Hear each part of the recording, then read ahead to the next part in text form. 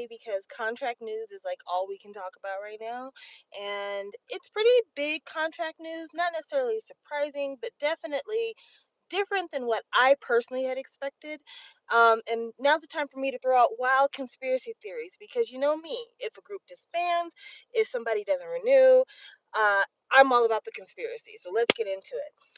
So the rumor is that Rose is renewing with YG, but Jisoo is not, Jennie is not, and Lisa is not.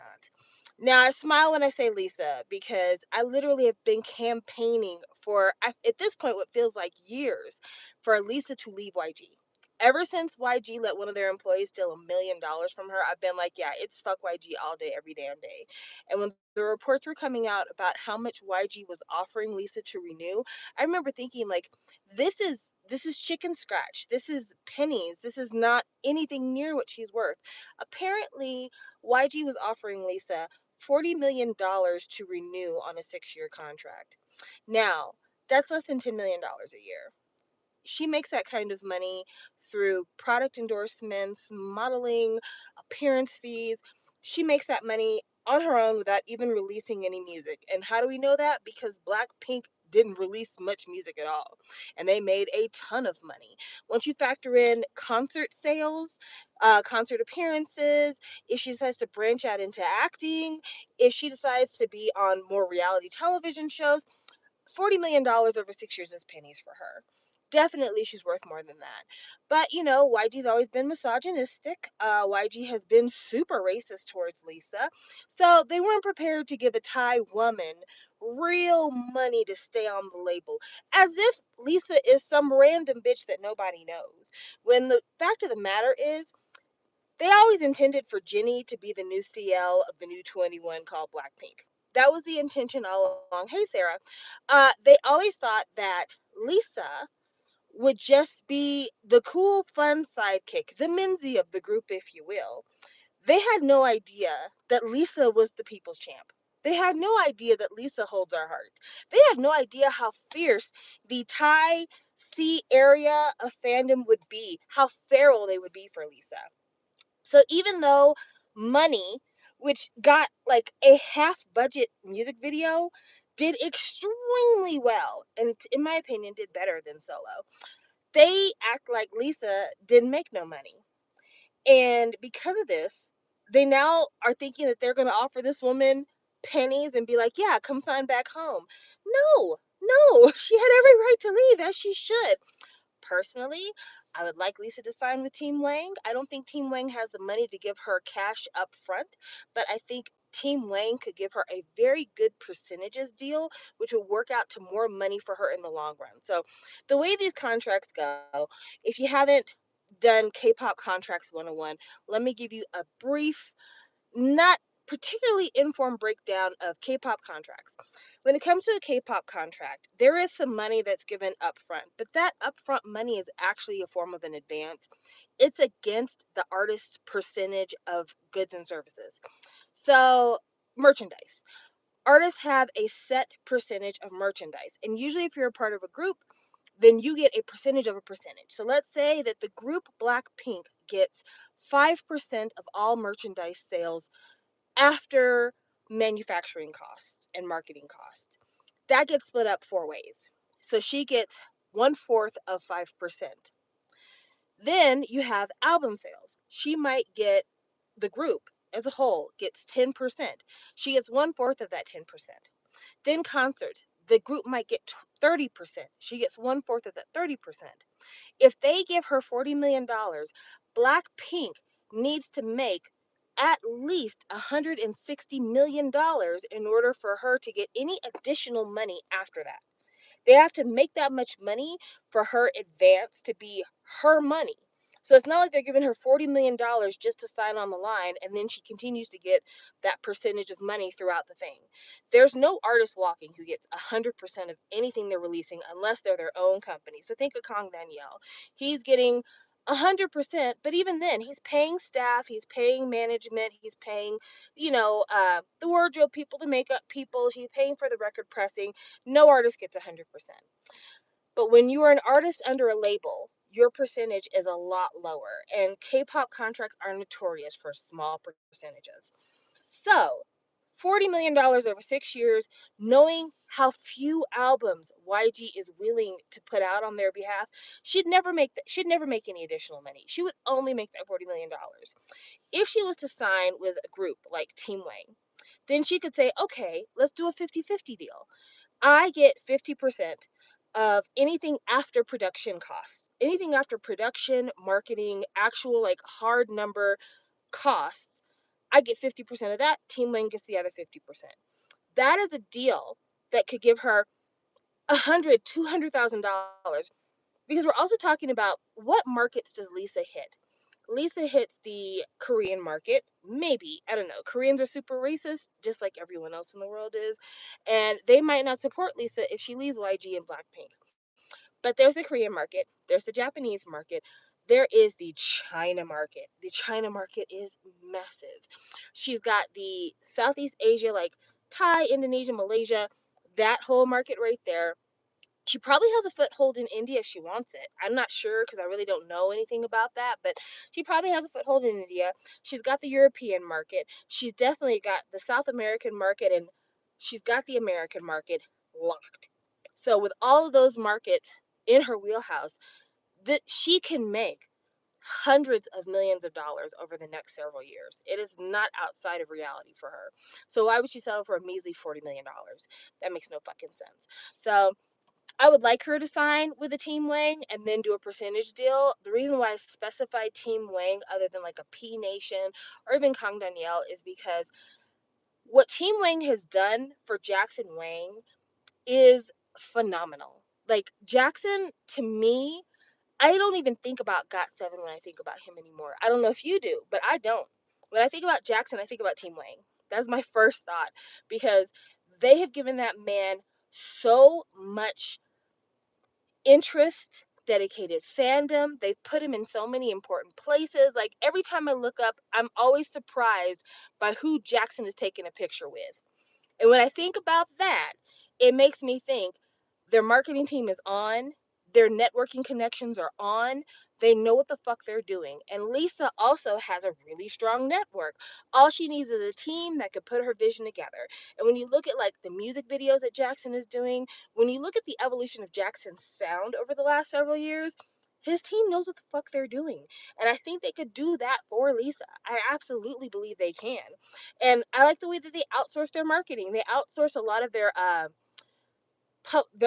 merchandise marketing gets outsourced to 88 Rising. I just think it's really genius the way that they do things.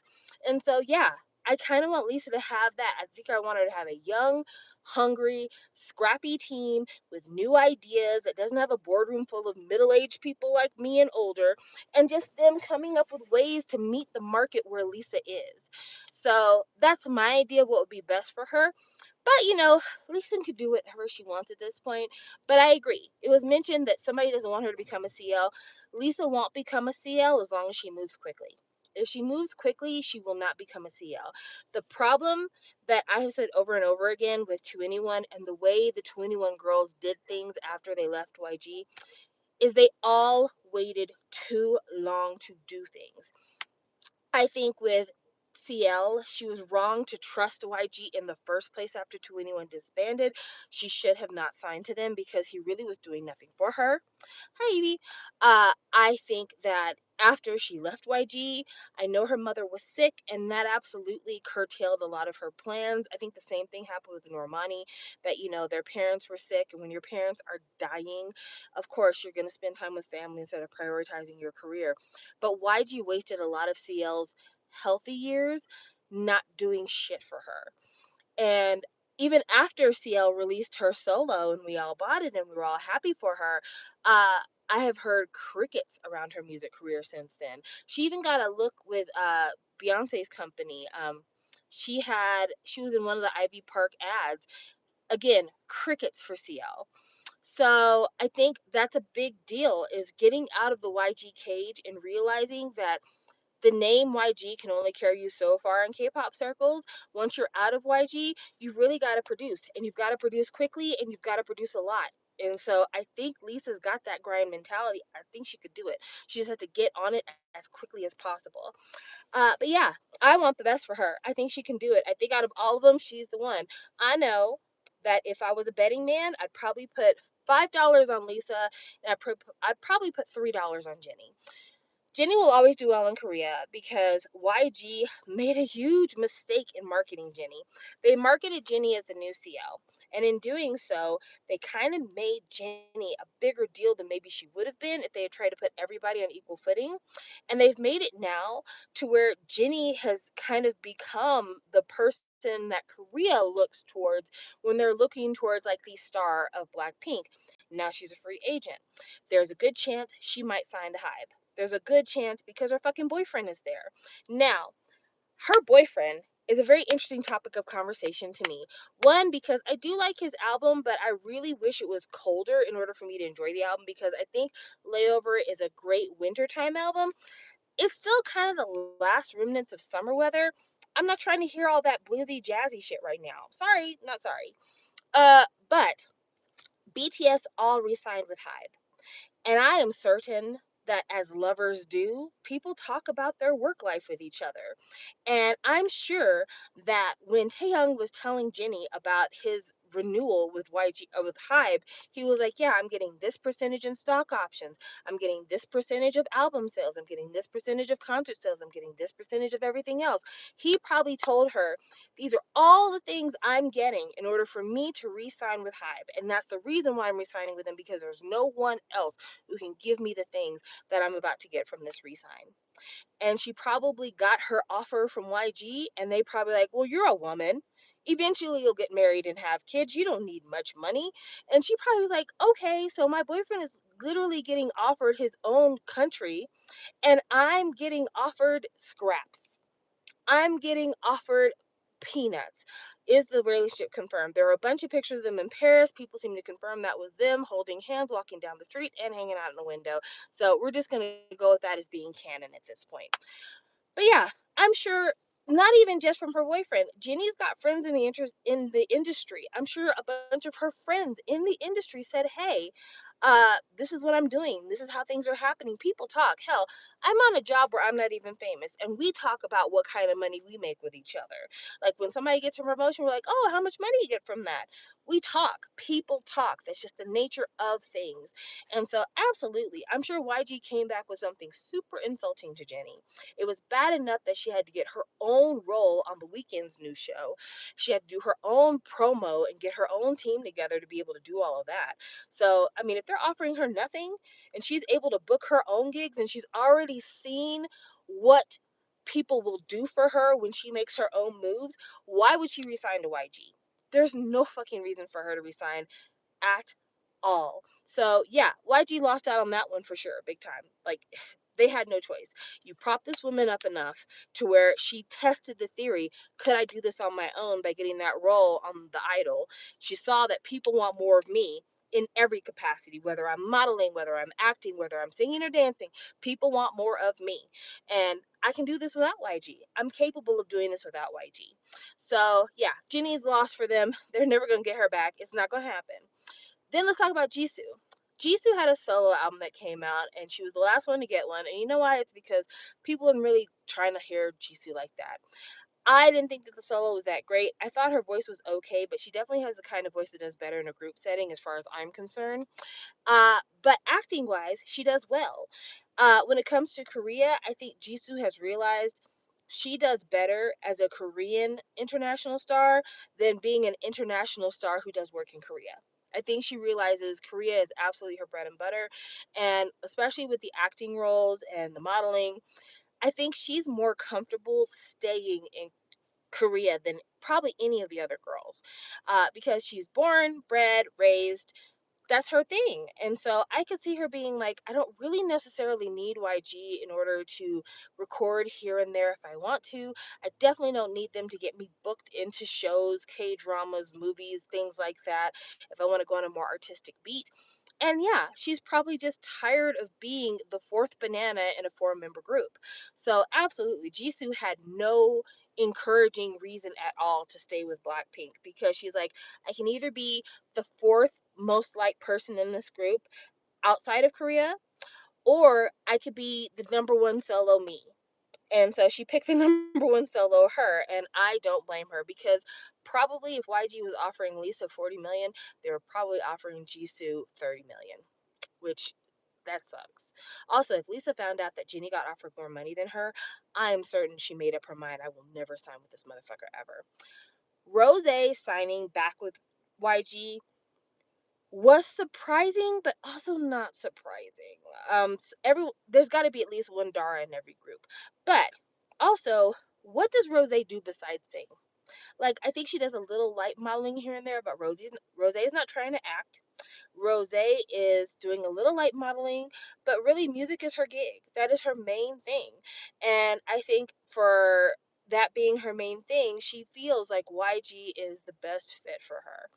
And that's unfortunate because I don't think that they can do enough for her for music outside of Korea. I mean, her solos did okay in the US, so it's not like she did bad here.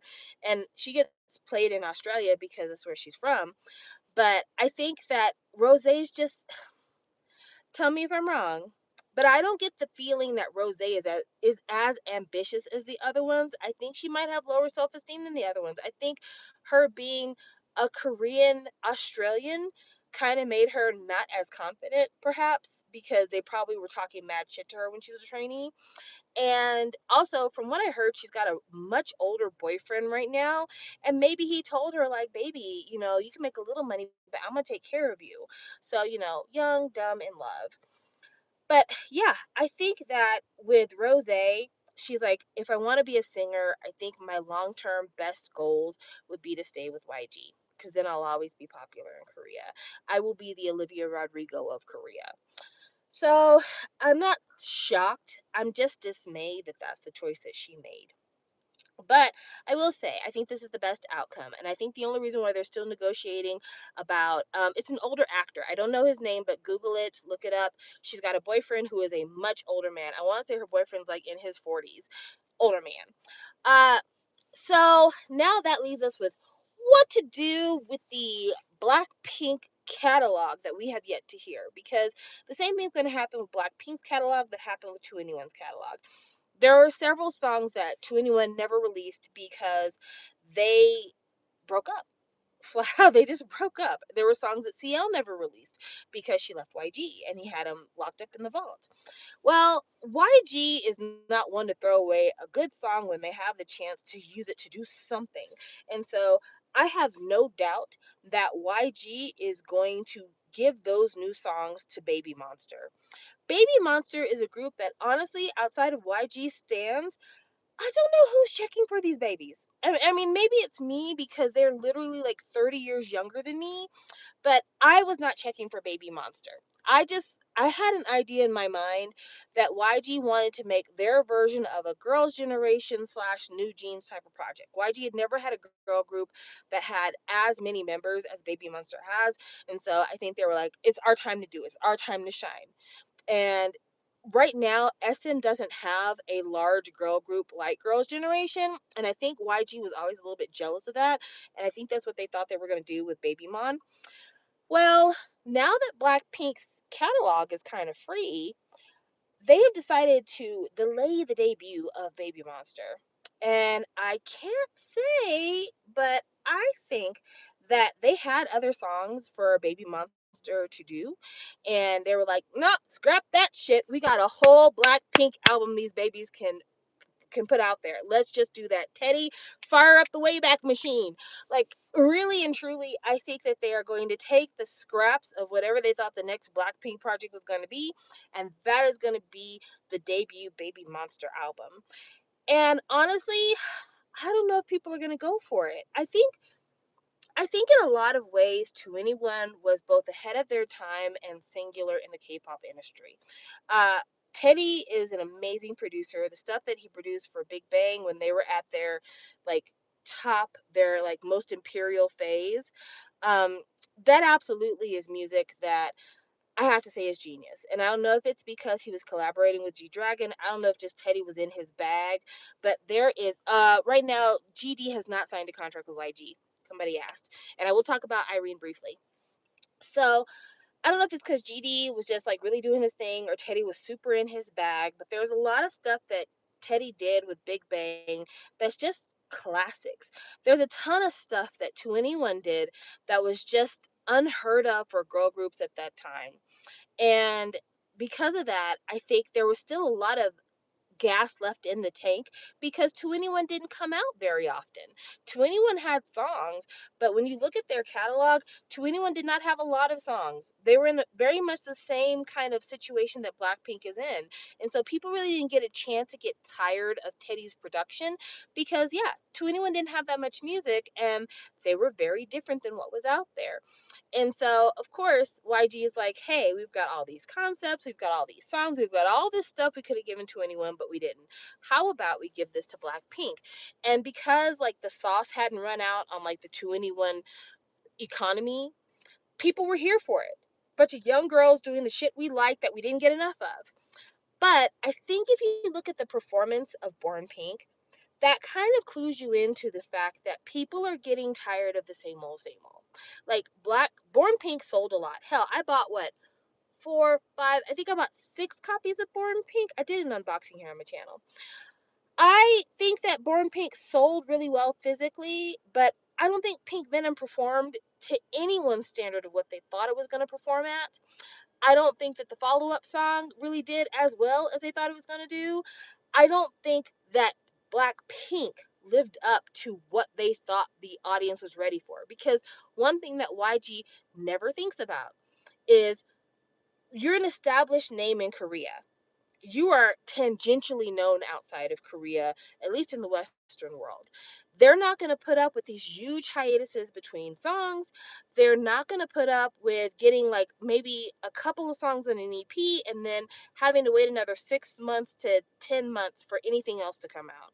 And they're definitely not going to put up with having these long waits and then the music they get pretty much sounds the same as anything they've gotten before. And I think we've maxed out on the audience for Blackpink that didn't know Blackpink from the prior release. Because that's the other thing I don't think we talk about enough. At some point, you do reach market saturation. So when Blackpink first came out, it was mainly K-pop fans who latched on to Blackpink. Then slowly but surely, Blackpink escaped the K-pop fandom bubble, and they became something that people were actually discovering through Spotify playlists, through television shows, through gossip magazines, whatever else. And so when you get to that point, it's like, okay, new people are discovering us, so every album we sell a little bit more. At the time that Born Pink came out, we had reached peak market saturation for Blackpink. I don't think that there's a place on earth where people haven't heard of them, where they can increase their fandom any.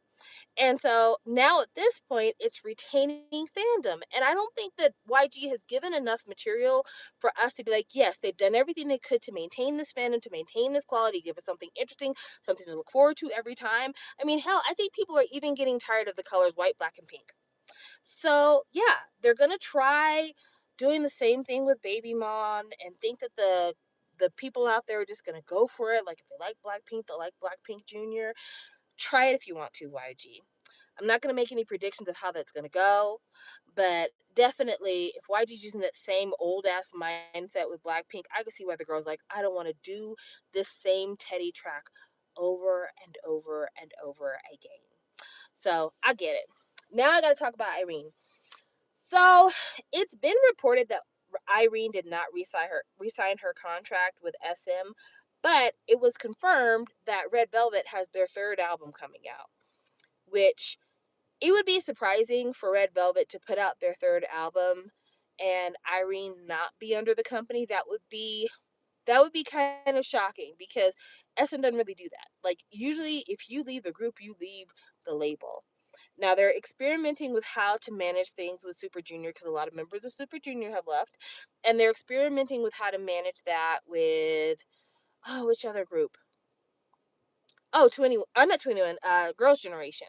Because Girls' Generation right now, they have only like a handful of girls, less than a handful of girls that are still signed to SM. But when they did the Girls' Generation anniversary album, they were able to pull back in the members who were not signed to the label. So SM has been working on trying to make that work. But I would be surprised if they do that with Red Velvet because SM themselves have not confirmed that Irene is not still signed with SM. That's been rumor, but it's not been confirmed by them. So with that in mind, and the fact that when we read Jessica's piss poor shitty books, she did say how like SM makes you sign a contract extension and they put it in a vault in Switzerland, and so you're gonna be re-signed whether you want to or not. It makes me think that probably Irene is not leaving SM for real. Or if she is, SM is going to find a way to like not make it as controversial as it might seem right now. But if Irene wanted to leave SM, I don't blame her. I feel like Irene is tired of the way SM fails to protect her against the fucking male chauvinist attitudes of Korea. Like, I think about the fact that she literally got photographed reading a book, men were mad. She got photographed wearing a t-shirt, men were mad. Some asshole makeup person backstage accused her of being a bitch, and everybody wanted to dogpile on her. Instead of like focusing on what the truth was, Essen was quick to say, well, just apologize, Irene. The reason why Irene has resting bitch face all the time is because she's fucking pissed off about how SM does nothing to help her. They do nothing to even like put her on television shows where people could see her real personality and maybe could lighten up a little bit. They just don't try. SM doesn't. I mean, SM doesn't try with Red Velvet on the whole. I think we can all agree on that. But definitely when it comes to Irene, they have really dropped the ball on a lot of stuff with Irene. And I think Irene's just fucking tired.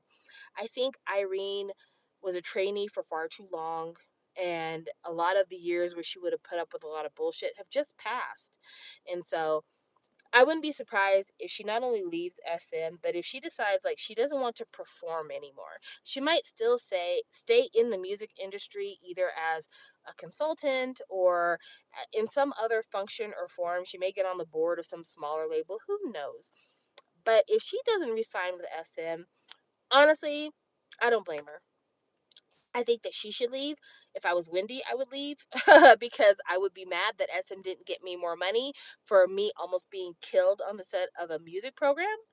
I would probably stay with SM if I was Yeri. I think SM is really the only place for Yeri to go. I haven't watched her new web show that she's got. She's got some K drama web show called like Rich Bitch, I believe. I haven't seen any of it, so I don't know anything about it. If the acting pans out for her, great. Perfect. That's what she needs. But yeah, I can see Yeti staying with SM because where the fuck is she gonna go? I actually could see Sulgi staying with SM because Sulgi seems happy with anything that SM gives her. She's like, yeah, let's do that. So she might stay.